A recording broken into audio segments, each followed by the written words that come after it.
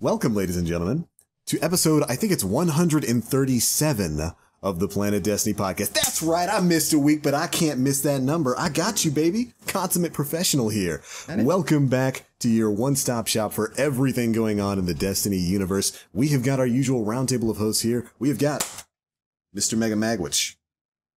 Hello! Fallout Blaze. Yo. Mr. Story Maforsheen. Hi. And I am the Black Link, here to bring you guys another episode of the podcast. And this week, our very special guest is none other than Evil Aura himself. Welcome, sir, to the show. Thank you. Thank you so much. It's wonderful to have you here, man. And, of course, over this episode, we're going to be asking some questions of our guest, getting his history in gaming and all that kinds of stuff, and how he feels about Destiny. Too much Mida multi-tool, right?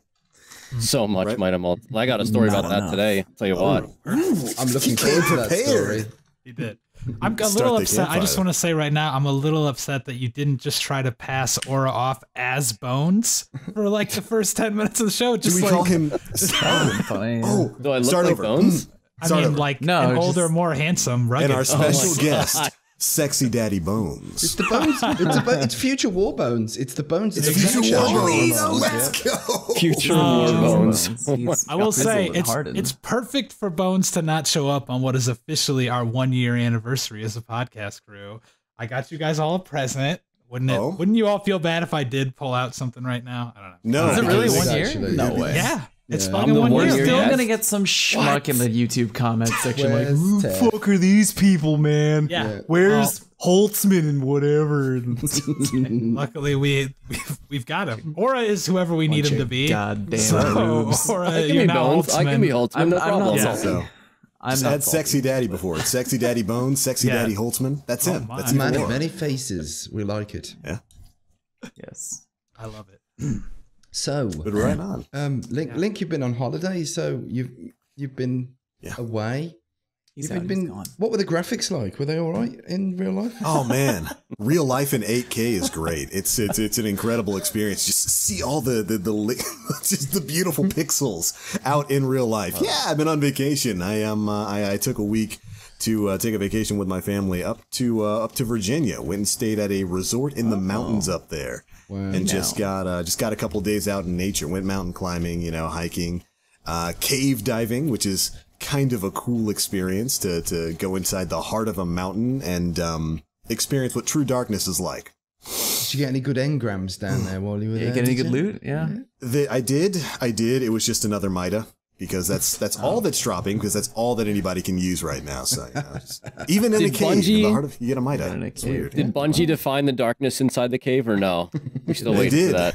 They did. It's weird. If you guys want to know the actual lore behind Destiny, there's actually, it's quite rich when it comes to lore. If you want to know what the darkness is, you have to drive to a mountain somewhere, crawl through a cave system into like the deepest, darkest part, shut off all lights, and wait for 3 days. I think I'll just stay not knowing what the darkness is. Just stay with that. If you want the lore, darkness is in a cave. It's confirmed. There you go. That's where you can find it. But yeah, it was cool. I got to spend a couple of days with family. One really cool experience, other than cave diving, which was probably like my second favorite part of the vacation. I actually got to visit a spot up north. I mean, as far north as the south gets, but I got to visit the spot where my father was born, and that was a really cool experience because back in those days, back in the south, you weren't always born in a hospital ward. My dad was born in a parsonage behind an old church. And so I actually got to go there and see the spot where he was born. And it was just a really cool experience to kind of see the old country out there. They still hadn't cleaned it up. It's disgusting. The mess is still there. He signed his name. We're already. This is already more interesting than the Destiny 1 lore. So just keep going. Tell me everything. But yeah, man, I got a nice week out in nature. It was cool. I'm back now. What I miss in Destiny? Did anything happen? Faction wars. Faction rallies, yeah. That's Cool. a new way, a new spin on our 3 favourite factions. And I've got to say that I quite enjoyed it. I liked the easy access. I think it was a really nice little, little event kind of thing going on. It wasn't too taxing. It wasn't too involving. And you were able to snag some pretty sweet loot if you're a future war cult. And There you go. So yeah. Yeah. It was fun. People found ways to complain, though. I feel like there's always two I wasn't going to sides. mention that, you know. Whoa, complaining? Okay. All right, first of all, my favorite part of the faction wars was probably just all the back and forth on Twitter. That was probably my favorite part of the faction wars. I can even just forget about the gear right now. Just seeing people tweet about what their favorite faction was, I was like, yeah, pro this faction, but those other two factions suck. Looking at the Husky Raid Twitter account argue with itself with memes. There's a lot of infighting in Husky Raid really when it comes to factions. We are not unified on this front at all. No, not. Yeah. Some of us support good, noble causes. Others are in Future War Cult. So it's fine. See this stuff. This is good. It's all right, raise your hand. Who pledged New Monarchy? I pledged all three. Really, Link? Okay. I mean, like, but you're first. If you had to align with only one, I know you can do all three because it's like, yeah. Like, all right. So who aligned? New Monarchy just you, Link? That's me. Okay. Future War Cult. Dead Orbit. Bunch of emo edgelords. Emo edgelords. Look, Aura and I we're in bands, bro. All right, so you know.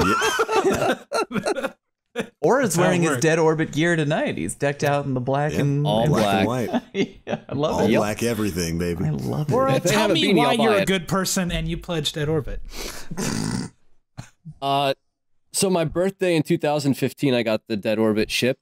It was actually one of the best birthday presents I've ever got in like ever, and it was in a video game, and it was the Fermi solution, which I've wanted since I knew it existed. And ever since then, I've kind of just been like, Dead Orbit's going to be where I'm going to stay. So I'm Dead Orbit on both consoles, on both my Titans. I did rep Future War Cult New Monarchy, but I was always Dead Orbit first, and that's where I'll be every time. Never let anybody tell you that you can't buy this man. Fucking clutch loot on the birthday, allegiance for life. For life. That's it. That's perfect. For life. I mean, it's all about making a fleet, and he got a ship, and he was like, all right, this works for me. I'm in. This makes sense. Yeah, I'm in. Punched in. I like the faction rally a lot for the fighting. Like Fallout said, the fake fighting, but it's the first time that like I've ever actually cared about what the factions stand for, and it's the first time that they've made me like really feel like there is some consequence to pledging one faction over the other just by making it a contest. Like immediately you just want to be like, well, I can't pledge all three because I want one of them to win. I'm not going to hedge my bets like some scumbag. That's not me. All right. Yeah, it was faction rallies. I think I give it an 8 out of 10 personally because loot was flowing. I loved it. Loot was flowing. Yeah. It was good, man. Favorite guns and stuff and things like that. I think we should probably cover our favorites and why. So is this just the Future War Cult section of the podcast? Are you gonna? Let's not. Whoa! I haven't. We have the best hand cannon literally in the game. The best hand cannon is from Dead Orbit. All right, so don't even the Dire Promise looks great. I think with its walnut stock and it's got like the highest aim assist of any hand cannon, and it just fucking rocks. Does it have explosive rounds? No, it don't need explosive. Question mark? Well, then it won't be as good as the fucking Better Devils on PC. So get your bullshit coward hand cannon out of my fucking face. Well, I'm not talking about PC. I'm talking about what's out right now. All right. Okay. Yeah. Because we all know console hand cannon meta going on right now. Hey, you play against Ramblin' and see if you beat him while he uses a hand cannon. It's not cheating. That's definitely what the word. Deck, that's what the word meta means. It's an old Greek word meaning what is Ramblin' using? Exactly. Okay, that's the meta. Correct. That's correct. I like hand cannons. I don't care what anyone says. I like them too with a mouse. Yeah. And minimal bloom. You know. Yeah. There you go. But yeah, I've got to say something about the Future War Cult Scout Rifle, though. The pronunciation corrector. I think that's definitely one of my top swag bags of loot that I've had from faction rallies. I mean, they're good stuff, but that Scout Rifle, if you want to pull yourself away from using MIDA for just a little minute and use something that's almost exactly the same minus the radar, and in an energy weapon slot, you know, then that's the one for you. Yeah, the one thing I like about that scout rifle a lot story is that it's one of the combinations that you can use to feel really good about pairing up with the Antiope SMG. If you have the thing. If you have one, which I don't. I have the blue one, which is like almost the same on paper, but it's not the same. You know, I mean, like it's fun. I want the Antiope. I am kind of mad and sad about it. And Bones was right with the pronunciation of that last week, wasn't he? Like I didn't realize. I've heard that it's Antiope. A lot of people still saying Antiope, and I'm call it an antelope. Better about myself. It's an antelope. I don't know what antelope. That's the way to go with the cantaloupe SMG. The cantaloupe. Confirmed. We could just call it the gazelle and be really rebellious and. Oh my god! Love Take it, that, Dad. What's your favorite faction gun, Aura? Hit me. Go. I haven't had the luxury of any of them really dropping for me that were worth using, and like not one. All of my gear, all of it, is armor. I haven't had a weapon drop for me on either console yet. That is, you are probably in the 0.00001% of people where that's the case. Like, yeah, everyone's complaining they can't get armor. I don't no, I have like 2 complete sets on both. It's like really it's obnoxious, honestly, but I've found love in the Nameless Midnight, and I have got a Nurgle, and that's my loadout. I use the Nurgle and I use the Nameless Midnight, and if you want to take me on in the Crucible, bring your Mida. Bring it, because I'll tell you what, the Nameless Midnight does a really good job combating it. Oh yeah, for sure. It's a great gun. So, yeah, a lot of fun. And it sounds like someone's smacking a piece of 2x4 right over their knee, you know, like and smacking it in half. It's like, you know, it's really violent sounding thing, you know. It's a cool gun. So, Aura, you're a Titan on both consoles? I've mained Titan pretty well. I've fallen in love with Striker Titans in Destiny 2. And when pulse grenades operate the way that they're intended, how could you not when they do half the work for you? So I've really enjoyed playing as a Titan, and I don't even know if I have a Nameless Midnight on PlayStation, but I started using it today and was, you know, I really enjoyed it. I like the Titan a lot. The mobility is a little bit different than D1. Skating's not exactly the same, but you can still be pretty quick in your movements. So I've enjoyed it. I've enjoyed it a lot, actually. What class are you rocking mainly at the moment for Titan? The Striker, Arc Titan. Yeah, I'm not even going to mess with the other 2. I'm not even bothered. Apparently Hammer's really good. I hear a lot of people saying it's underrated, especially in PvE activities, but if it isn't broken, you know, don't fix it. Stick with what works for you as a player, and Striker Titan works for me. Yeah, man. There you go. They can say Hammers is good in PvE activities, but pulse grenades alone is like having 2 supers against anything in PvE. I'm already waiting for the patch and the nerf, dude. I'm waiting for it. Yeah. It's probably going to be the first thing in the entirety of Destiny 2 that gets a tweak, isn't it, really? Pulse grenades. Probably. They just need to make them pulse a little slower so I can actually get out of it. Like when one hits me, I feel like that's how the fucking. But then all the sands shifts because like they're gonna tone down the tick rate a little bit, and literally no one uses them anymore. Everyone switches to double lightning grenades, and then it's just like tiny little adjustments can make gigantic meta shifts. Like I'm if not they were saying to that it won't. I'm just saying it's just interesting. It's like if it's like. Oh, we'll just turn it down a little. Like the average player of PvP is like, just turn it down a little bit, man. Yeah, then literally no one will use them. They'll go back to the way they were in D1. Dude, they kill a dog by themselves in the Pleasure Gardens, Paradise Garden, whatever it is, in the raid. Like it'll take out a dog on its own. That's great. Like I love it. Fucking awesome. Or I thought you were a dog you need like fan. A 72. Please don't come on our podcast and start talking about killing dogs. That's really just not okay. Wow, Mega, too real. Listen, they put it in the game, not me. If we could switch the dogs for cats in the pleasure gardens, we would. Oh my god, you would anger so many people. It's not. It's just not. Why don't we just call them war beasts? They're Cabal war beasts. All right. There we go. They're not dogs. They are war beasts. Yeah. Sick. Tell them. Well, it's the hounds of something in it. They howled. I think that's where the dog terminology came from because they don't look anything. It looks like. And what do they call the animals with the spiky things on them? It's like a hedgehog. Porcupine met a duck and a reptile from Jurassic Park kind of thing, and it all got beasts. Yeah, it's a creature. Life finds a way, I guess. Life does find a way. So y'all want to talk about the TWAB? Is that something we're gonna do? What's that? Why did something happen? This week at Bungie, the TWAB. Oh yeah. Should I read that? Please. Is there something in there that's interesting? Well, there's something that I'm sure a lot of people probably want to talk about. So we already talked about the faction wars.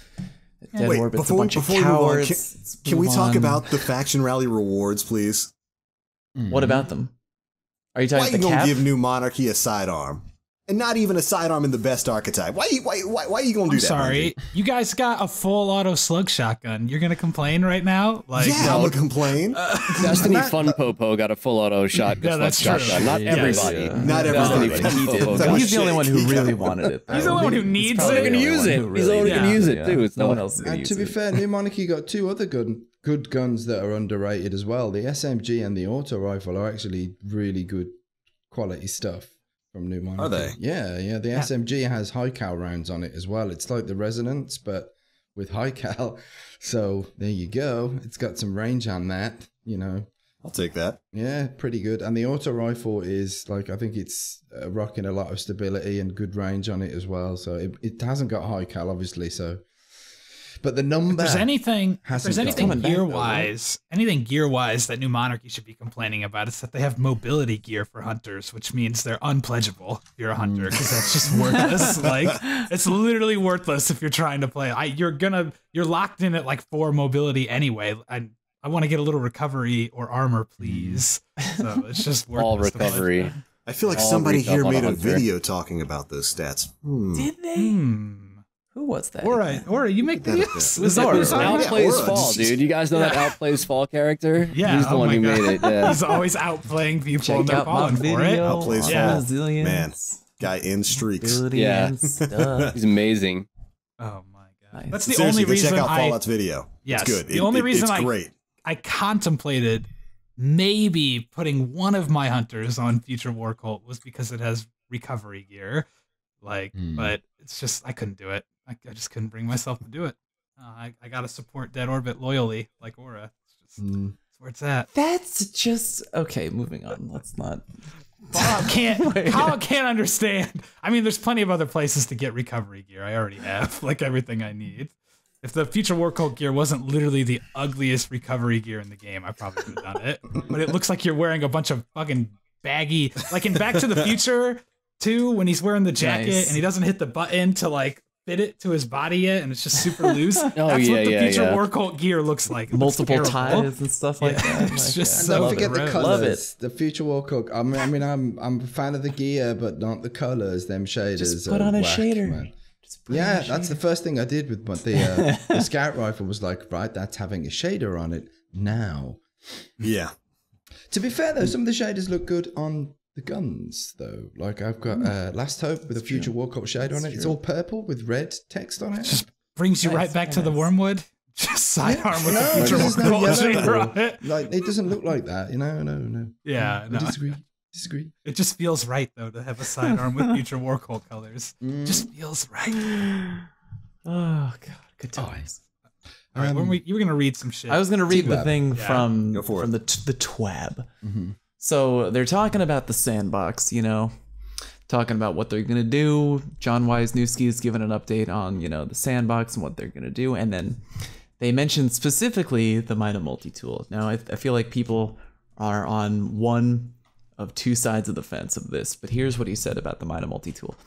We have heard your feedback. Thank you. Destiny 2 will get updates that tune the Sandbox experience. We are aware of Mida multi-tool's popularity, and we're looking at it very closely. It is popular, but according to our data, there are options out there that match or exceed its effectiveness in all activities.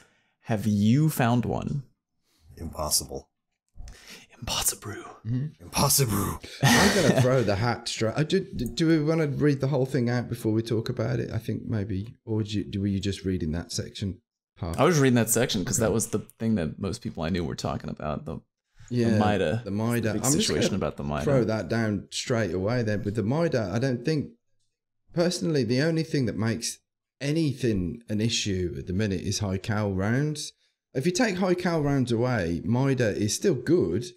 Can I just ask a question on the situation of high cal rounds? Yeah. Because I know in D1, in Destiny 1, it took people a long time before. I think it was eventually Holtzman put out a comprehensive guide to the level of flinch experienced by high cal rounds, and we not only learned that they can be effective, but we learned that they can't be effective. It was depending on what type of gun it was on. If it was on, like, I think it was like an auto rifle, it was like there were two guns that was like, if high cal rounds are on this, it's garbage. And there were two other types of guns. It's like, if high cal rounds are on this, you will experience the flinch. So right now, I just want to, like, do we know for certain, is there proof that, like, if you get hit with a high cal round, it's like, oh, you are experiencing noticeably more visual flinch, knockback, kick up, whatever you want to say? Do we have proof of that yet? I can only say from personal experience, and when you're being shot at with MIDA, the flinch is raucous on pretty much every hit. As compared to like another scout rifle, just for the sake of conversation. So like, we just feel that like you're getting hit by MIDA, it just feels like, because there is something to, I mean, I'm always the kind of guy that like, I love getting like the hardcore data, but I do understand that there is a certain level of like, it just feels like you're getting knocked around a little bit. You know what I mean? And your thing is, it's the gunfights. Like, you will lose a gunfight that you feel that you should have won because, like, either you're being flinched or your bullets are being randomized in some kind of way. So it's that engagement. I think that's what a lot of people have a problem with things with high cal rounds, is the fact that you've got this area of the term RNG gunfights is used a lot, but it's not RNG. Sure. It's like you're randomized, your projectiles are being randomized because you're being shot at with high cal. And I think that is the problem, not the fact that MIDA is like, you know, super overpowered or anything like that. It's the fact that if you're being shot at with a MIDA, the chances are that your bullets are going to miss. Whether the visual flinch on screen is what's causing it, or whether it's like a suppression effect like you had in Battlefield where your bullets are deviating instead of following a set path, they're starting to deviate. And of course, without private matches, we won't be able to identify no testing what is exactly going on, but we know we're losing gunfights because of this, like this perk. And I think if the reason why I say just take high cal away or like reduce the flinch is that because a million other guns would become relevant. You know, like everyone, like if Trials at the moment, it's either Uriel's Gift or MIDA as a main stock thing, and it's not because I like this gun, it's because like it all people are gravitating towards high cal. It's also the utility involved in the MIDA, because you have the ability, like, you know, your hard scope and radar doesn't go away. Yeah. And then, like, you know, with any other gun, it's not like in D1 where you can quickly scope descope to check your 6, because you know the radar comes up. It's like the full second delay between descoping for your radar to come back. So especially in Trials, when like the maps we've had, you know, you'll activate a bomb. It's like, okay, all we have to do now is defend the bomb from getting deactivated. And there's certain positions that I can get to on the map where I can just hard scope the lane and I have a clear shot. And I'm using the MIDA because I'm like, I don't need to check and turn around. I know when someone's coming behind me. Where if I were using a different gun, the odds of me getting flanked go way up. So aim assist makes it very popular as well. It has a very, very. It's got a lot of aim assist, doesn't it? It sticks, yeah. Let me look up. I think I got the thing. It's like 100 aim assist. 100. It's max. It's like completely maxed maximum out aim assist. It's an all-around good gun. Like everything about it that is on it makes it useful, and it's familiar. And I think a lot of people are discounting the fact that it's been around for going on 4 years now. So I mean, it was a vanilla. It was the first exotic I ever got. It was a vanilla initial launch exotic gun, was it not? The first month of Destiny 1, you could have had this. Yeah, I think it was. So it's familiar, and we're playing a brand new game. People are going to go back to what's familiar, I would say, before they're going to start to experiment, most people anyway, especially given the fact that many of these maps are long lanes. The problem that I feel is people are getting outgunned and they're complaining that it's the gun and not the skill on the other side of things. And I feel like this game in and of itself is better suited for people who are just better shots over movement speed, essentially, or just making smart decisions. Like, don't peek a lane when there's 4 people on the other side of it. You're not going to have the time to get out. Yeah, that's a problem. So it's like, people are complaining, like, it doesn't matter, like, it does not matter what gun you have when you peek a lane, there's 4 people on the side. You can have a rocket, you're not going to win. You're still going to get taken out, so. Yeah. I've been really racking my brain trying to think of, like, what other gun I would want to, because it's just the fact that MIDA feels comfortable to me, and the utility is just so key. I mean, you like just weigh every option. You have a reliable gun. It's got 100 aim assist, gives you permanent radar, makes you move a little quicker, got long range, perfect for team shots. And it stops people being able to fight back. And you can flinch people. So like, why? I don't know. I mean, it's just a really the only weapon. other real, I mean, I know that like there are options on paper. Like if you look at it, just for example, Mercules, you know, the guy from the Massive Breakdown, he does those great spreadsheets. You can look at the optimal time to kill by weapon. And there are weapons, it's true, that are on paper that are better than the Might Multi-Tool. But it's, again, there's two things that make a good gun in Destiny. You have the power, the ceiling potential of the gun, and then you also have ease of use.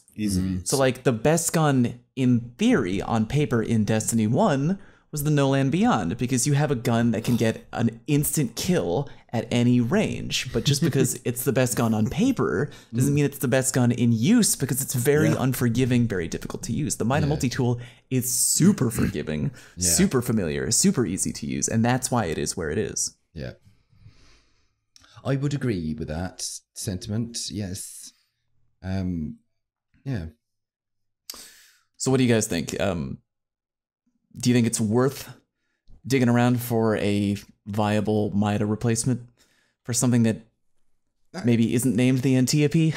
So we're looking for something else? I mean, I'll agree with John Wisniewski about there being counters. Like, there are counters. Sure. Of course there are, yeah. There are. But yes, there are. All of them, like, I mean, Antiope is not an SMG that has high cal rounds or anything like that, but it's got some really good range on it. So it has a very nifty time to kill, and it's got range. The Adjudicator SMG, the Trials SMG, is that one's pretty decent good as well, but that lacks the same amount of range as the Antiope.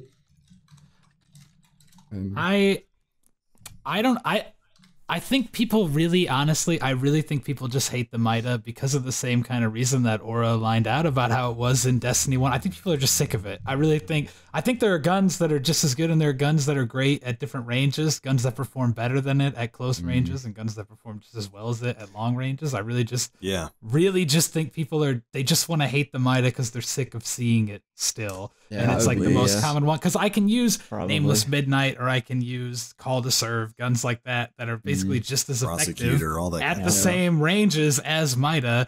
I honestly don't think there's like an imbalance, because scouts work the best at scout range right now, and that's good. And like, I don't know what else you want. Scouts are meta in PvP. Yeah, it's are there weapons out there that are possibly better than the MIDA? Yeah, I'm sure there are. I'm looking at the numbers literally right now. It's like you can get faster time to kill in both, optimal or just pure body shot. It's just, I think that people want to use it just because it's like they're familiar with the gun, and I completely understand that. And then, it's easy, and then other people hate it because they're like, I've been getting shot by this for like 4 years, so it just makes it worse. It's easily accessible. The skill floor on the gun is a lot lower, and it's accessible to everyone. There's no RNG in getting the MIDA. You have to complete a quest that's available to everyone for it. So of course everyone's eventually going to get it, and it's a solid gun. I don't think it's the best gun in the game, but it's a solid gun that's really easy to use in PvP, so of course everyone's going to be using it. Exactly. Yeah. There's an argument that explosive rounds do more to flinch than high cal rounds do. And when I use the Nameless Midnight, I kind of feel like that's true. A lot of people have a hard time fighting back. The other thing is the MIDA was never used to this level in D1. It was never the 98%, like one person on the team had it. Like it was never this popular in Destiny 1. It was effective and it was useful. It had its time where it was kind of a pain in the neck, but it was never this level where it's in your face. So I think that feeds into it as well. But it doesn't mean that the gun is crazy power. I mean, it's an exotic. It's an exotic gun that performs like an exotic gun. God forbid we have exotics that are better than legendaries. I don't think there's any. I don't think there's any world where you nerf the MIDA that doesn't involve you having to also nerf like every hand or every scout that performs well at the same like range. Like you'd have to do something to the Nameless Midnight and the Call to Serve as well. Otherwise, people would just migrate to those, which are basically like the same thing, just not the exotic one that we're all used to using. Yeah. I mean, like, I feel like scouts perform well where they should perform well, and a lot of people just use the MIDA, but you can use other ones just as effectively. I don't know. I've got to say, I'm not really looking forward to the weapons balancing patch either. Like, no disrespect to Bungie or anything, but they always do extra stuff, like based on figures and usages. Yeah, you're right. You know, like that. Because at the moment, like there's many things that feel good and feel reliable, and I'm quite pleased with, and things like that. Yeah. And we know that the first patch is probably going to bring many changes. Mm-hmm. You know, so I'm a bit kind of Bungie is like a mechanic that's like, all right, like I degreased your engine, I replaced your spark plugs, and I cut your brake lines. You're just like, what the fuck? Like, why'd you do that? What an oil change. Yeah, and I mean, I think it's fair to say, Story, because we have had several years of Bungie balancing in PvP, and I think that's something that's perfectly fine to be afraid of. I do worry about the first balance patch coming out and them saying, well, let me look at Destiny Tracker. 10.4% of players are using the Uriel's Gift.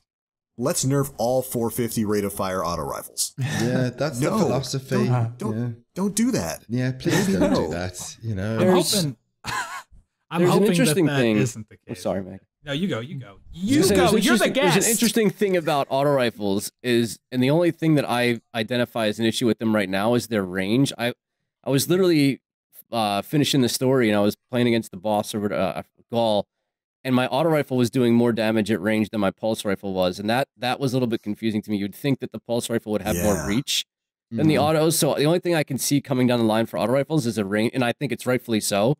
Is a range nerf. The only thing that I can see, I don't think they're going to nerf the damage output. I think they're going to nerf the effective range. I hope not, because I think pulse rifles, they need that stuff bringing up. I was going to say, of all the primaries, pulses feel weak right now. Is that just me, or is that across the board? That's I agree. Because like auto rifles at range, it's much harder to hit like good headshots at good range because there is a lot of deviation going on, and like there's a bit of spread and there's a bit of damage fall off as well. So it's like they are effective at range, but I feel personally they should be like, I mean, not crazy ranges. We're not talking Taken King pulse rifle range. That was that was like pretty. That was nifty. That was. But you want to hear some interesting numbers? I'm looking at numbers right now, courtesy of my good friend Mercules. Okay, so when thinking of other, what should I use other than the Mida multi-tool, blah, blah, blah. So there's two categories to look at in terms of time to kill. You have optimal time to kill, which is like the fastest the gun is ever going to hope to kill you. And then there's the pure body shot time to kill, where if you just turn into a potato and then you're just shooting nothing but body shots, like how long is the time to kill there? You know what I mean? And so looking at the Antiope, for optimal time to kill under a second, which is really good. It's like very few guns can hit that. And then body shot time to kill. So even if you go full on potato, the body shot time to kill on Antiope is the same time to kill as the optimal time to kill on the Mida multi-tool. So the Antiope at its worst ties with the Mida multi-tool at its best. Yeah. Which is interesting to me. And I think is good I feel like in closer ranges, I want to be able to kill someone faster. I don't know, when we're up close. I kind of like that to be a little slower at range with the scout. I don't know. I think Antiope as well is, I don't know, it seems to be a very rare gun as well. Yes, like it is really rare. Like the game does not want me to have that at the moment. I've cashed in so many packages to try and get that, but it ain't happening. Yeah, it's not happening. What is better about it than something like the Adjudicator or I've heard it's, again, I haven't gotten my hands on the Antiope. It's the recoil pattern. I think is what I've been told. And extra range, because there's a bit more range, isn't there? Is there a bit more range? Yeah. You can change the sight. The sight will boost it. So it's the Adjudicator, I think, has better stability than the Antiope. Keyboard sounds like someone's destroying the planet. It's so it's a game of Jenga. That's get your typewriter out there, homie. Jesus Christ. But the Adjudicator on paper has the same time to kill as the Antiope. I just think it's a little bit like the Antiope has a little bit more range But I think SMGs are kind of forgiving in the range. I think it's more about the recoil. It's more about the kick and the recoil pattern. I think something that definitely benefits from counterbalance mods. It does, yeah. If you think it's good now, wait till people on PC get a hold of SMGs. And you're going to see a world of hurt you could never possibly imagine. And if you think that complaining about the Mida was bad, wait till mouse and keyboard people get a hold of SMGs in PC Destiny. It's going to be unbelievable. Well, it's going to be hand cannon SMG all the guns all are balanced. Day long. The balance are differently. Like the team is literally not doing the same kind of. They're not the same like mechanics as on PC. Like look at hand cannons. Hand cannons on the PC beta felt like year one Destiny but better, whereas on console they feel utterly different. Everything is different. So I don't know. Like I think. Just personally, I feel that whatever's good on console may not be good on PC. I think there's a huge area of opportunity where things are going to feel completely different. But I guess we'll see. Yeah, because the team, is it Vicarious Visions? They're balancing things different for PC. Like recoil patterns are different. The amount of recoil is different. Spread, randomization, that's all different. I think effective ranges are different. The hand cannons on PC, the effective range was like blue yonder, you know, it's like miles away, you know. Really good. So that's gonna be so TLDR, we all miss PC. Yeah, and we can't wait to ditch this garbage 22 game. days fam. 22 days. Yep. Is it really almost that there? soon? Yeah, 22 days. Almost there, man. Yeah. Oh, it's gonna be a good time. Yeah. It's gonna be a good time. What were we talking about? Antiope. Yes, the Antiope. Welcome to the Antiope podcast. Where nobody can ever get one. Planet Antelope. Planet Antelope. Planet Cantaloupe podcast. Yeah. I've really tried to get hold of that thing, but it's like, nah. And this, the phosphorus. Just doesn't want me to have. I know the phosphorus probably isn't anything to rant and rave about, but I love the sound of those Omolon SNGs. They've like captured like an old, like 80s Battlestar Galactica kind of sound with it. It reminds me of like Terminator 2. It's like the ray gun kind of sound. It's like from my childhood, and I'm like, oh, I like that. I want it, but nope, can't have it. Not allowed. Sad face. I went through, before we started the show here, 500 gunsmith materials. 500. I had just been building them up and waiting for the Engram rewards to cycle to have Antiope there. Nothing. Not a single thing. Not even a hint of an SMG. Yeah. Mad about it. Truly mad about it. Yeah, the search continues. I got some advice like, wait till when you preview the engram at the gunsmith. If you see Antiope, you're going to have a higher chance of getting it. But is that confirmed? Because I saw some videos where people will cash in an engram and a gun that's not in that little preview will appear, and the same with exotics as well. So it doesn't look like there's a guarantee. It's just like a preview that's only so many icons long. It just like it doesn't have everything all at once, which I think maybe it should do, really. I agree. I concur. They would fit on the screen, wouldn't they? All the icons for all the available legendaries would fit on the screen. Yeah. You would think. But if we're going to look,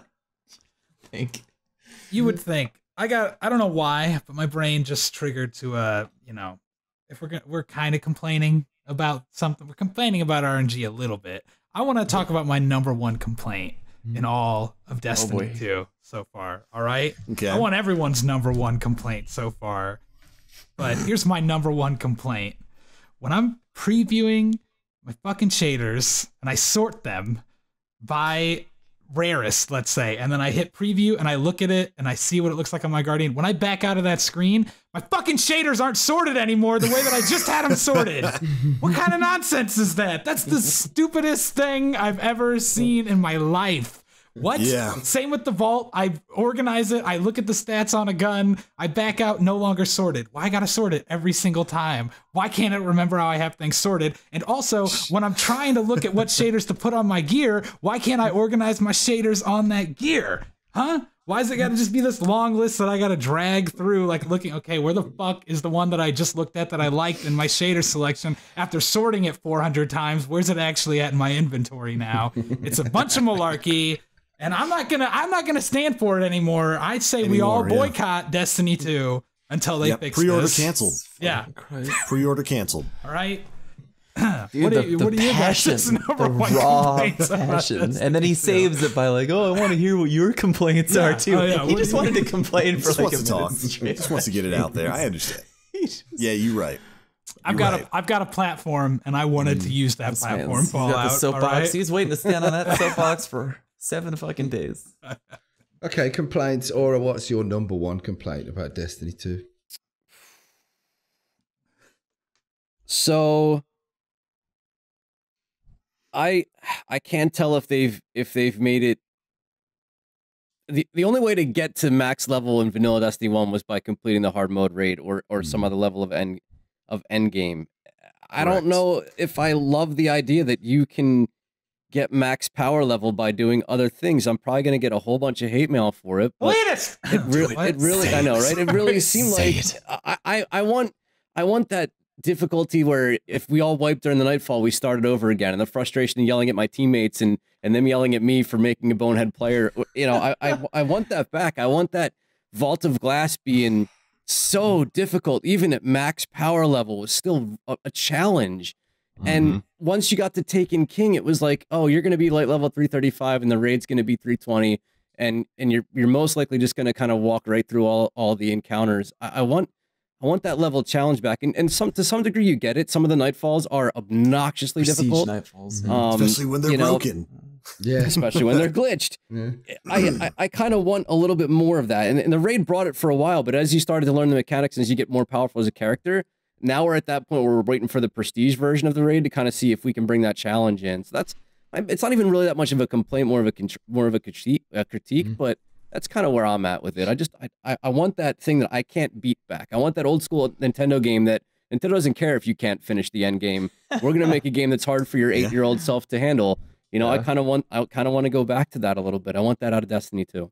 You know what? I'll stand with you on that one, dude. I feel like there was a big debate on this. Oh boy, I don't know if you guys watched that episode of the Destiny Community Podcast where Dado was the guest on, and he and Pope went into a back and forth. Pope Bear, I love that guy, love everybody there. But like that Dado was kind of like, yeah, it's like it's too easy.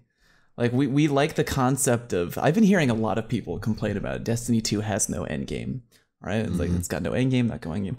But this is kind of what we get because we're the community was complaining so much that it's like it's so hard to do this, so hard to do that, so hard to do that, and this is what happens when Bungie wants to make the game easier to everybody. You get free loot for doing nothing.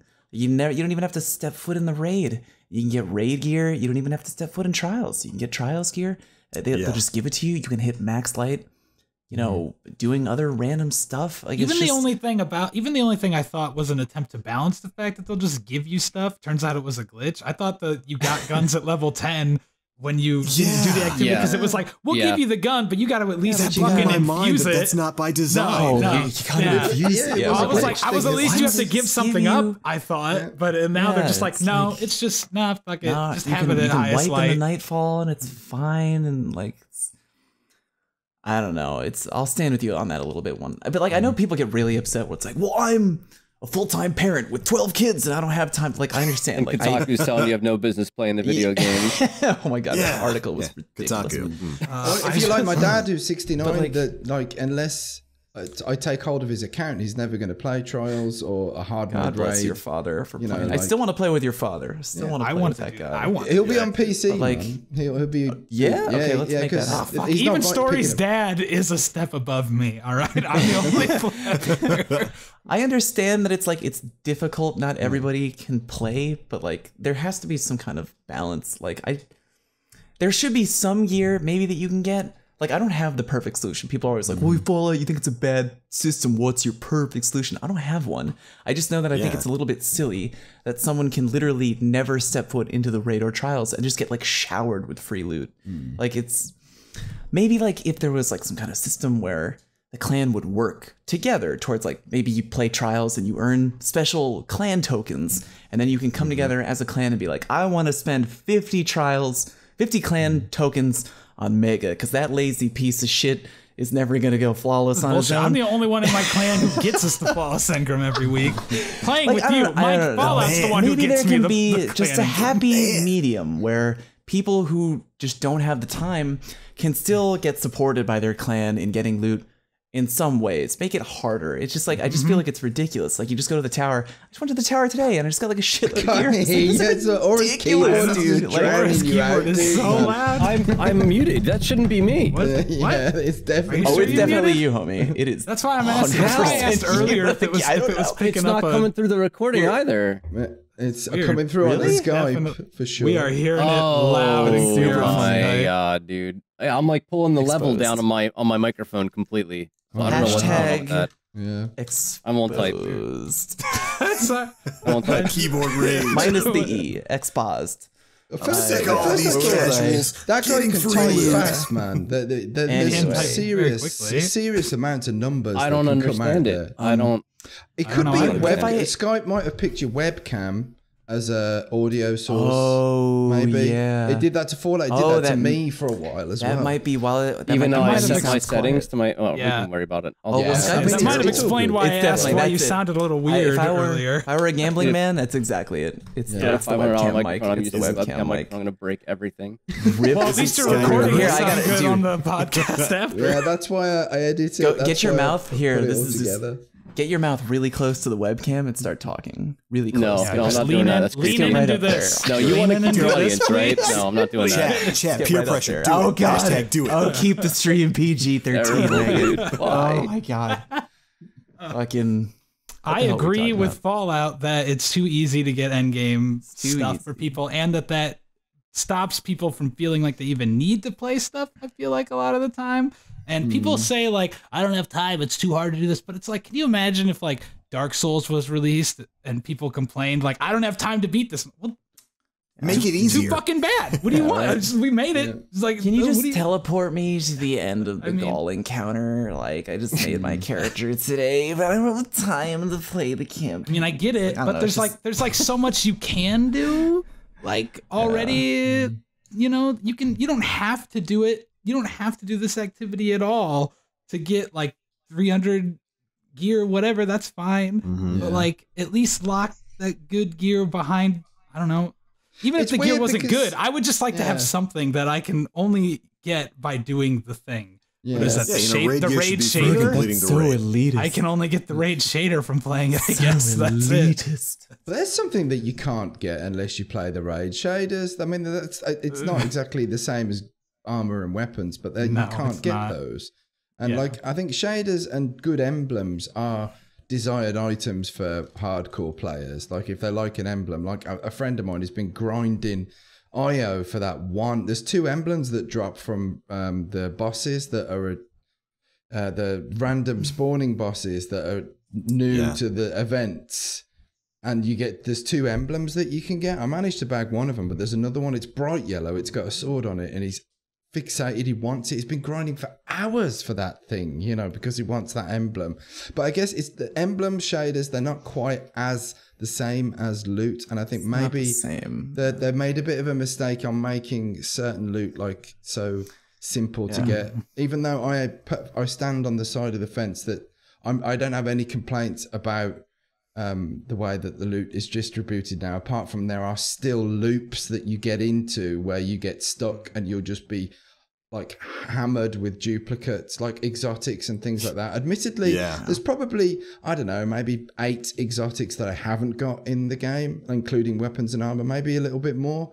But like those it's so hard now, you know, to get something new, you know, and especially with legendary weapons, you know, it's like there's loads of stuff that's inaccessible. So they're still drip feeding stuff after you get to a certain point. So I don't really have complaints on the loot so much. It's not really a super complaint. I mean, I'm glad that people are happy, but like I just think it takes away a little bit of like the uniqueness, the drive. The it takes the drive, because like why push yourself to play the end game stuff if you can just get it for free. Like remember back in D1, like the raids were out and like you see somebody at the tower and you're like, yo, what is that gear he's wearing? Yo, he's got like the Hunter raid helmet or something. Yeah. Like, oh, it's so cool. Oh, I didn't get it this week. I gotta play again next week. I want to try and get the Hunter raid helmet. Yeah. And it's like, imagine if D1, you just walk into the tower and then you go to the postmaster and like, oh yeah, here's that raid helmet you wanted. You're like, oh, cool. Guess I don't need to try to play that. Like, I guess no need to play the raid. What are any of the weapons game breakers? Like, you look back at the Vision of Confluence and the Fatebringer, even the Atheon's Epilogue had its time. You look at the Praetus Revenge and the 3 rocket. I can't think of it. The Corrective Measure was an amazing weapon. Hezon's Vengeance, right? Is that what it is? Are any of these raid weapons game changers like they were? Prosecutor's pretty good. Oh wait, that's Trials. The raid rocket launcher is good in the raid for DPS, and the raid sniper's supposed to be pretty good. But the raid sniper is like I've watched cool guys videos. The handling on it is like old school D1 quick scope kind of stuff. Nice. So if you're even a sniper, the best sniper in this game isn't necessarily game breaking in the same way that like a Fatebringer is. The adjudicator you can get from clan packages, the Trials SMG, and that's really good. You can get that for free without playing Trials. It's a really good weapon. I'm just wondering if it's game breaking. That's really good though. I'm just wondering if any of the end game loot is even like, there's a lot of ways to get it, but still RNG. You still have a chance at not getting it. But is anything worth going back other than collecting? Is there anything else worth going in? Be like, I need this for this activity. Night falls out without Fatebringer. Let's take away even the elemental damage. Just the fact that it had. What was it? Firefly, explosive rounds, outlaw. Like it was just a very powerful weapon. So I just wonder if any of these weapons are that, or if they made the. Go ahead. They aren't that way, and I'm guessing. I don't know. Like part of that is because everybody can get them, maybe.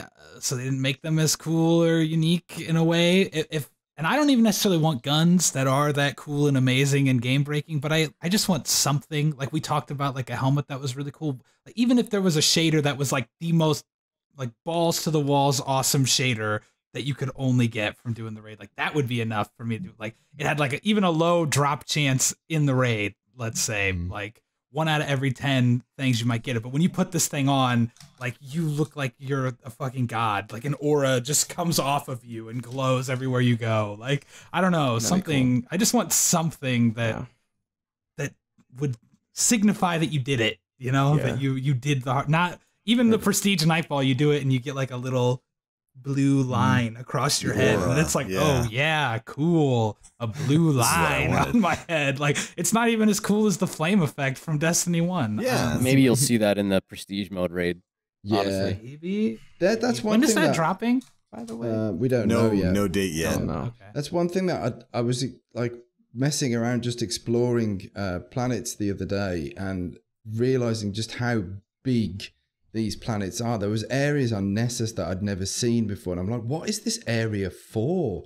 What's it gonna it has to be for something, because there's clearly a huge amount of passion that's gone into the design of this area, and yet it's redundant. I haven't seen it used in the campaign. It's not used for public events. So maybe, I mean, I don't want to like put too much investment into this, but maybe there is a hell of a lot more to come with things like these timed events, as well as DLC, where, because the game's huge at the moment. It's massive, but there are areas of it that seem redundant or dormant. I've always assumed that they were going to add adventures in, maybe like on the maps and stuff. Like, that's and what they need to do is tie loot to that, like new loot. And I'm hoping with new DLCs that they add a whole bunch of new weapons to collect and new armor, like new looks, new weapons. I think that's so important, because loot is the reason why people grind for, to acquire stuff. The heart of the game, man. Yeah, man. So 100%. like, they need to like add, like, if there's 150 legendaries in the game right now, come the next DLC, we need at least another 150 legendaries in the game. Like, if they're going to continue this reason to grind, especially with making things so much easier to get now, which I'm all for. I don't have any complaints with the loot system apart from no Antiope. Yeah, Antiope, whatever. Yeah. Cantaloupe. And Zer, thank you, Uncle Face, for bringing Transversive Steps, because I couldn't have access to those. I haven't bought those. You still got a chance. Get on it, Slick. Literally don't even have a Warlock. It's not even necessary. Buy it anyway. Number one exotic for a Warlock right now. Those are, in my opinion. They're pretty good. Yeah. Pretty good, Can we, before we move on from this PvE talk, has anyone here attempted or looked into at all guided games raids? Friends of mine have, just Jason and Epic and all that group. They've done it a bunch of times. I read some complaints online that's about it from the perspective of guiders, and I don't know. I believe I'm trying to remember what I read, because I read it right at the beginning of the week, but it was like, you can't bring in new members of your clan to help if somebody has to leave, which I think is really kind of silly right there. So you have to all be committed to like 6 hours to end, and also it doesn't create a checkpoint in the regular version of the raid when you beat things. So if somebody gets disconnected and you try to all rejoin together and just load into the normal version of the raid, you have to start from the beginning of the normal version of the raid. I think those are two pretty serious major flaws in guided games right now that definitely should be addressed if they want anybody to use that system at all. Because it's especially with how often people get disconnected and kicked right now in Destiny 2, to dedicate, let's just say, completely new players who maybe can't even talk, 5 hours for a raid. You're all going to do that. And to put that kind of time in, and then somebody gets disconnected and you just can't finish it now. Oh my God. Oh, that sucks. Nobody wants to risk that, do they? The queue times, Mega, the queue times are 45 minutes to an hour right now for raid. Good Lord. Nightfall not as bad, but that's a long time to that's a quarter of the raid for some people. You know, that's an entire encounter. So the intent is there to make it easier for people, but there's nobody rallying around it right now. Nobody's really taking the bull and taking the bull by the horns and run with it for the community. And it would take more than just a few clans to do it. If you're talking about 3.5 million people playing this game at one time, there has to be a whole lot of people on board to try and help out. Just not there. I think they need some incentive. Yeah, exactly. There's no incentive. I've played through, we did a guided Nightfall to, get an emblem. You get an emblem at the end of that. The emblem's great. It's awesome, but you need more than that. There really does need to be a whole pool of stuff for guiders to be give an incentive. And I know that's kind of a bit lame. It's well, I'm not going to do it if I'm not going to get anything out of it. But people should be getting something out of it in order to give them an incentive to do it. That's how you grab them. That's how you make them accessible and available. So, but Bungie seem to be well, we don't want to give something to somebody for a certain thing that only they can get if they do a certain thing. Do you know what I mean? It's there's an anti that.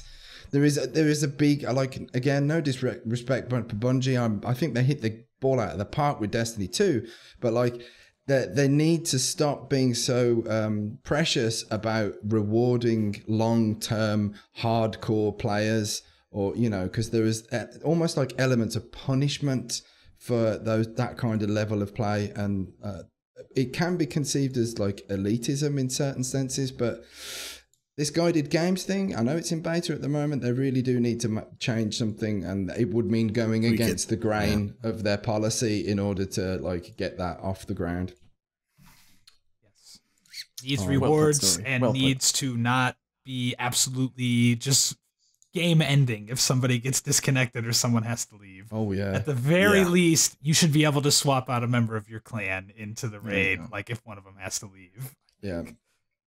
Fallout's right in the chat. Get those questions ready because we have run over quite considerably this evening already.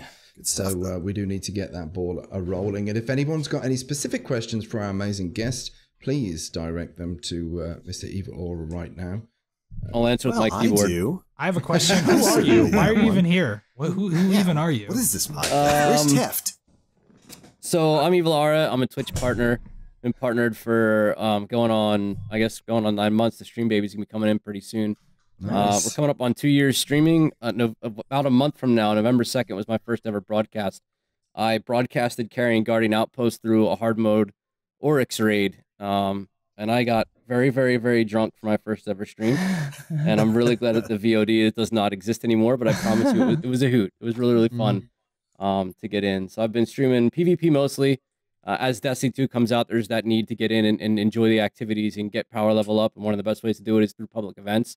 So lately it's been to a lot of public events, honestly, on the channel. But I really love Crucible. That's where I spend most of my time. I'm not a God mode player. I'm not a God tier player. I play because it's fun and it gives me the best chance to talk to chat when I'm not typing through a keyboard obnoxiously through a podcast. Sorry about that. I watch his stream, and boy, howdy, I sure do like it, and I think you all would too. Cool guy. Yeah. So, how did you get started in gaming? My father brought home an Atari one day. Oh, my man! And I started. We played the first game I have a vivid memory of playing was called Cowboy, and there was one person on either side of the screen and a scrolling wall in between the two. You had to pace your shots to shoot through the wall and shoot the person on the other side. That was the first video game I remember playing. I can't even tell you how old I was. I'm 36 now. I don't know what year that came out, but I guarantee you, as soon as it was brand new, my dad brought it home, and that's where I started. NES after that, then Super Nintendo, and then I made the switch to PlayStation after the SNES, and then I came back to Xbox for Halo 2 and Halo 3. Nice. And then and now I play on both consoles, and we're adding PC to the platform. Destiny 2 on PC. So I've been playing video games for a very, very, very long time. I have a question. Aura, do you want to come to my house and play Atari? I've got one back here. Do you want to come over and play Indiana, Atari? dude, I'll drive. I'll throw Layla in the car and we'll come across the state. Only if you've got ET. Of course I have ET. What kind of a question is that? All right, that's the stupidest thing ever. Like fun, dude. My folks have still got mine. Atari 800 XL with the disc drive and the cartridge thing and the tape deck. Yeah. Yep. Damn. Yeah, man. That was my first computer. Yeah. So it's make me nice whip to out my hear that Jaguar other people over here. have took that route as well, man. From the 80s, a child of the 80s right there. Yeah. I love it. I got a good question from you out of Vectrix, that's all I'm saying. And you guys don't even know what that is. So exactly. Fallout, you got a question, mate? Yeah, question from Dreadnought in the chat. What is your favorite weapon no one uses except for maybe Cammy? What a great question. We'll start with the Evil Aura on this. My favorite weapon for a while was the Last Hope sidearm. That gun's probably one of the best guns in the game. Really but recently, cool. I've fallen in love with the Nurgle, and I've just got it from playing with it exclusively in the beta. I just finally got it to drop in game, and it feels identical. It does not feel like it's changed at all. Very effective gun for me. So right now, I'm really feeling the Nurgle. Okay. If I had to say a gun that no one else is using that I really enjoy using, that would be the hand-in-hand shotgun. And if you don't know what that is, it's because it's a green shotgun, but it has a 70 impact and 68 range, and it's not a slug shotgun. It's really good. It's a very peculiar archetype that outperforms a lot of legendary shotguns in the current meta. I'm really enjoying that shotgun, so that's my answer. Since we're always talking about how hand cannons suck in D2, I love Better Devils, and I use it like all the time as my main kinetic weapon. Like as long as I'm not playing Trials, I always am using Better Devils pretty much. Link? So I'll join you with the hand cannon love there, Mega. There's two hand cannons that I really, really enjoy in Destiny 2. Better Devils is really good, but the Old Fashioned is one. I feel like that is just such a speedy, super fun gun to play with. And I've really been digging the True Prophecy from Future War Cult. It's like a high impact hand cannon with a weird variant of explosive rounds where like it takes a couple milliseconds for the round to explode. And I've really been digging on that in both PvP and PvE. That gun hits hard. It's got like 92 impact. Really hard. It's so hard. Yeah. I'm gonna have to join the hand cannon crew. Like I don't use them that often, but the Trials hand cannon, the Judgment, I've been using that a lot in PvE. It's hard because I like that too. It's not a good PvE thing, but it's the initial accuracy when you slide. So sliding and shooting and getting headshots with it, that kind of mechanic I've been a bit addicted to recently. So I'm gonna start brandishing that a little bit more often. Nice. Yeah, and maybe Scavelock. That's a bit of an underused AR because it's good. Yeah, it's really good. Like it doesn't feel the same as it did in the beta to me. And it might be because the Uriel's gift is out, or because the number is out, or there's I can't pronounce the one that begins with a J. I don't even know how to pronounce it. But yeah.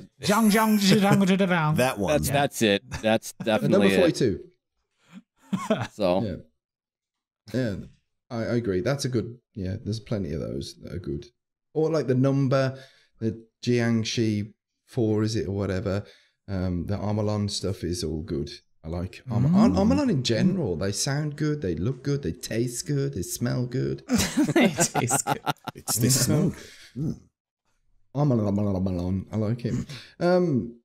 Right then, have we got any more favorite questions? Bad weapons, which is kind of in the same vein, but I'll add to that the tractor cannon because it's not good, but I love it. Oh my gosh, that thing is dumb. It's so bad. I'm gonna say sweet business. I haven't used sweet business at all. It's kind of bad. I really. There was a guy in Crucible trying to use that. He like popped round a corner and start firing, and it's like there's nothing coming at me at all. It's just like bang, bang, bang. The guy's dead. You have to pre-fire, and by then they know you're coming, and just like throw a grenade at the door. It's like, yeah, come on in. But it was like he was getting. You could tell he was getting frustrated because he'd do the same kind of jump out. Hi. I'll try and sweep business here, and it'd be like, bop, bop, bop, dead. And it was like everyone was farming the poor person, you know? It's really funny. Like, it's time to put that down, fam. Let's do something different. I think to this day I've gotten exactly 1 kill with the tractor cannon in PvP, but it was such a satisfying round-ending kill in Trials of Osiris that I'll never use it again, but that 1 kill was great. I just got to blow a warlock who thought he could catch me in the air hopping around a corner and watch him slowly float away off the map. And it was great. I'm glad to hear that you blew a warlock. I think warlocks look good enough. It was wonderful. A wonderful experience. I was watching Fallout play yesterday with his friend Pump Train, and there was a great moment where somebody ran into Pump Train's bubble with a rocket launcher, and Pump just shot him with the tractor cannon, and the guy fired the rocket right when he left the bubble, so it blew up against the bubble and killed himself with it. It was really funny. That was a beautiful moment. That's great. The tractor cannon is great for those little laugh moments, but those happen 1 out of every 100 times you fire the thing. So that's why it's not great, but it's got a place in my heart. I don't understand what because you got to think when they're making these exotics, they're like, all right, we have a focused vision for this weapon, for what its special niche is going to be. Who sat down, looked at the tractor cannon, and said, "This is good. This is good." Because I want to shake their hand. I feel like that gun has some kind of purpose that we don't yet know, or at least I hope that there's some kind of purpose that hasn't been so. In PvE, it doesn't really work very well against yellow bar enemies. Fucking sucks. It doesn't really move anything. It sucks. But it works against red bar. But it's like, what could possibly be coming at you at this massive amount of enemies that you can literally just shoot a puff of air at and get rid of and disperse all? There's got to be something to it. I mean, it's fun, but there's got to be something. I like to think its main purpose is for when you get tired of the fucking Scions blasting you away with their stupid shot. So you just come up to them and you just do it right back at them. And it's just a little revenge. That's its entire purpose as a gun. It looks stunning as well. It reminded me of something from District 9, that movie, District 9. And I love the weapon design in that film. So it was like a homage to that. The first time I ever used the tractor cannon in PvP, I did get like 4 kills with it. Like the first time I picked up ammo, and I was like, "Oh, this thing might actually be awesome." And then I realized, no, I just had 4 really lucky times where I was right in their chest when I fired it. You beast, Mega. I know. What can I say, guys? I'm not even trying, and I get kills. Tier 1 player. Yeah, Tier 1. He is top tier. I got one from Matt Grundy here. He says, think we'll see any time-gated missions and exotics in Destiny 2. I hope so. Probably, I hope there's a lot in the game that we're not allowed access to at the moment. They confirmed that not all the guns in the game are out yet. Good. Yeah. They confirmed that in the TWAB, yeah. And I mean, I would almost have to imagine that has to be the case because it's been their modus operandi since the Taken King came out. They utilize time-gated content for all of the Taken King, with the infamous search for the sleeper simulant and how many Guardians lost their minds going for that thing. There was a new tinfoil theory every day on how to get the sleeper simulant back in those days. I think I found it. If you look at this one texture sideways, it shows a date. Good Lord. And I mean, just with the next expansions coming in December, that's a lot of time between now and then where we're not going to have any sort of content outside of the prestige mode for the raid. Yeah, I think there's time gated stuff coming. An Iron Band. Yeah. You're going to have the faction rally once a month. So they talked about this rolling content. So you're going to have trials is every week, but it's rolling. You've got the faction rallies once a month. You're also going to have Iron Banner once a month. That's what they're talking about with a lot of the rolling content. It's already, I think we've seen at this point, I think now we've seen everything that there is to offer until the prestige mode raid comes out. I firmly believe. Yeah. Okay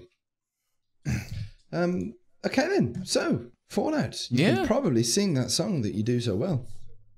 Well, all right, everybody. If you're here with us on Twitch for the live show, thank you for being here, and don't go anywhere. I swear to God, don't do it, because now's the time to give us suggestions in the chat on who you think we should all raid, which we will actually do this time and host somebody, not like we did last time. We just talked about it. And you can join us at home for the live show next time, because the PD podcast is every Sunday night at 10:30 p.m. Eastern, 7:30 p.m. Pacific. And we would like to thank our very special guest, Evil Aura, for joining us on the show tonight. Evil, can you please tell the people at home what you got going on and where exactly they can find you? You can find me 7 days a week on Twitch, twitch.tv/evilaura, 3VIL_AURA. Same on Twitter. You can also find pictures of my amazing pit bull. Her name is Layla. You may have heard of a charity event called #GamingForPits. That's my charity event where we raise money for Villalobos Rescue Center, the largest pit bull rescue in the United States. And we're also trying to do our part to change a couple laws regarding pit bulls in countries and cities, breed-specific laws. And Montreal, we're looking at you. Excellent. We're coming for you, Montreal. Your dog is super, super cute, by the way. She's the talent. She's the talent. She really is. My wife literally subscribed to Aura just to give Layla a treat. Like, that was it. I told her Layla gets a treat, and she's like, "Oh, okay." And she just opens up her computer and signs in for that. Like, wow. You want to give a dog a treat, right? Sub to Aura. September has been extended till October 18th. 250 subs. So check him out. Go ahead and do that. And for us here at the PD Podcast, I'm Fallout Plays. You can find me over at youtube.com/FalloutPlays, #demonetized, and twitch.tv/FalloutPlays. You can find Story at youtube.com/StoryMachine, spelled with a 4, not with an A, and twitch.tv/StoryMachine, spelled with a 4, not with an A. You can find Bones nowhere because he's dead to me. You can find Mega at youtube.com/HuskyRaid and twitch.tv/MegaMagwitch, and you can find TBL at youtube.com/TheBlackLink. Thank you for joining us. See you next week. Love you. Bye.